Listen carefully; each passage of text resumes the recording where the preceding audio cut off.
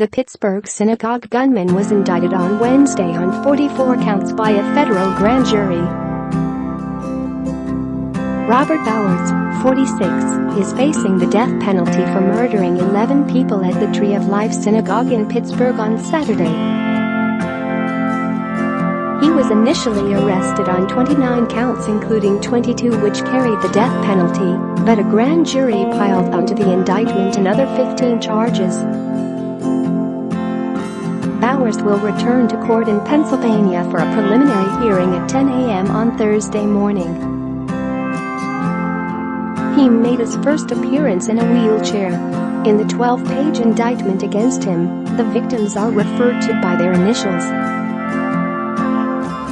They are Richard Gottfried, 65, Rose Mallinger, 97, Cecil Rosenthal, 59, David Rosenthal, 54, Irving Younger, 69, Jerry Rabinowitz, 66, Melvin Wax, 88, Bernice and Sylvan Simon, 84 and 86, and Daniel Stein, 71. After the indictment was returned, Attorney General Jeff Sessions described the case as an important one which required swift justice. Hatred and violence on the basis of religion can have no place in our society. Every American has the right to attend their house of worship in safety.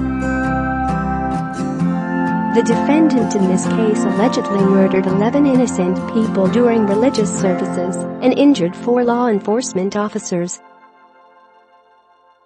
These alleged crimes are incomprehensibly evil and utterly repugnant to the values of this nation. Therefore, this case is not only important to the victims and their loved ones, but to the city of Pittsburgh and the entire nation. I want to express my thanks and admiration for the courage and professionalism of those officers who so quickly responded to this event, and especially to those that suffered wounds in the process. Our thanks is also extended to the Pittsburgh Bureau of Police, the FBI, and the ATF for their outstanding response to this violent and deadly attack. The Department of Justice, working with our state and local partners, will bring the full force of the law against anyone who would violate the civil rights of the American people, and we are resolutely determined to achieve justice in this case, he said. Prosecutors have already stated that they will seek the death penalty. President Trump has also made repeated calls for Bowers to be executed soon and not have his case dragged through the courts for years. The antisemitic gunman was injured as he exchanged fire with police officers and SWAT-teamed members at the synagogue over the weekend. He surrendered to them after being wounded. As he prepared for his second court appearance, mourners were preparing to bury another 3 of his victims. Bernice and Sylvan Simon, who had been married for 62 years, will be laid to rest in a joint funeral in Pittsburgh.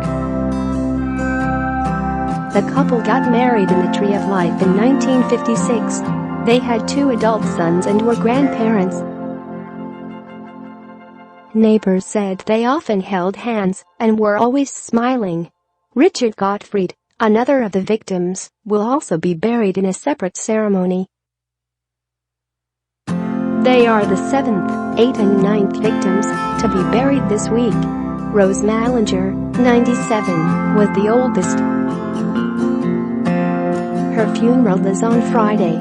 Daniel Stein, 71, will be buried in a private ceremony.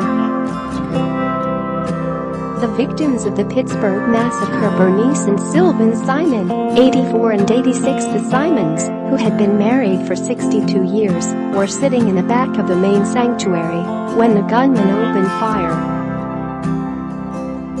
Sylvan, a retired accountant, was still recovering from recently breaking his arm, and the couple had no time to escape.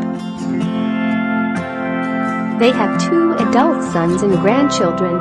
They were memorialized as pillars of the community who regularly helped out and would do anything for their friends. The pair got married in the Tree of Life in 1956 in a candlelit ceremony. Richard Gottfried, 65. Gottfried was preparing to retire from his dental practice and enjoy the next chapter of his life with his wife Peg. He helped out at the synagogue, making sure the rabbis had everything they needed to lead services. He died doing what he liked to do most, said Don Salvin, Gottfried's brother-in-law said. Rose Mallinger, 97. Rose was the oldest of the victims. She was also in the main sanctuary when she was gunned down. She was among the most devout and was who immediately sprang to the minds of others when they heard about the shooting. You've never met a more vivacious 97-year-old. She was just so full of life. She had so much energy, Brian Schreiber, another member of the congregation, told the Post-Gazette. Jerry Rabinowitz, 66. Dr. Jerry Rabinowitz was eulogized by his medical practice partner who said, "He is one of the finest people I've ever met. We've been in practice together for 30 years and friends longer than that. His patients are going to miss him terribly. His family is going to miss him terribly, and I am going to miss him. He was just one of the kindest, finest people." David and Cecil Rosenthal, 54 and 59. Brothers Cecil and David Rosenthal both suffered disabilities and were regular volunteers at the synagogue. On Saturday, they were preparing food for breakfast in the basement kitchen when they were attacked. The pair lived together nearby. They were remembered fondly by the congregation's rabbi. Cecil and David had a love for life and for those around them. They loved their community. They spent a lot of time at the Tree of Life, never missing a Saturday. Chris Schaub, Vice President of Residential Supports for Achieva, an organization which helps manage the community home where they lived. Daniel Stein, 71. Stein was another fixture in the Jewish community. Friends said he was proud of his faith and that it was important to him and his family. On Sunday, his adult son Joe said it was the worst day of his life discovering he was among the dead. "My dad's life was taken at the Tree of Life shooting. My mom, sister and I are absolutely devastated and crushed. Our lives now are going to have to take a different path, one that we thought would not happen for a long time.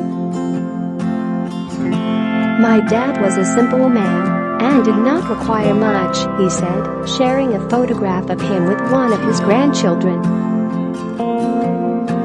Melvin Wax, 88. Melvin was one of 3 people who were killed downstairs.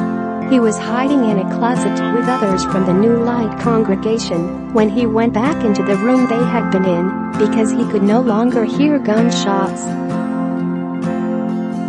That is when he was confronted by the gunman and was shot 3 times. Barry Werber, who had been hiding with him in the closet and survived, said he was a gentleman who was always the first to arrive for services. He was a gentleman. There was always a smile on his face, he said. Irving Younger, 66. Younger was a father and a grandfather. His neighbors have told how he never had an unkind word to say about anyone. He was the most wonderful dad and grandpa. He talked about his daughter and his grandson, always, and he never had an unkind word to say about anybody, neighbor Tina Prisoner told the Tribune Press. He went every day to the synagogue, where he was an usher, she said. He was so kind. He was a beautiful person, a beautiful soul. Widow Joyce Feinberg was a retired university researcher who left her job in 2008. Former colleagues paid tribute to her as magnificent, generous, caring and profoundly thoughtful. Her husband Stephen died after a battle with cancer in 2016. She has 2 sons and several grandchildren.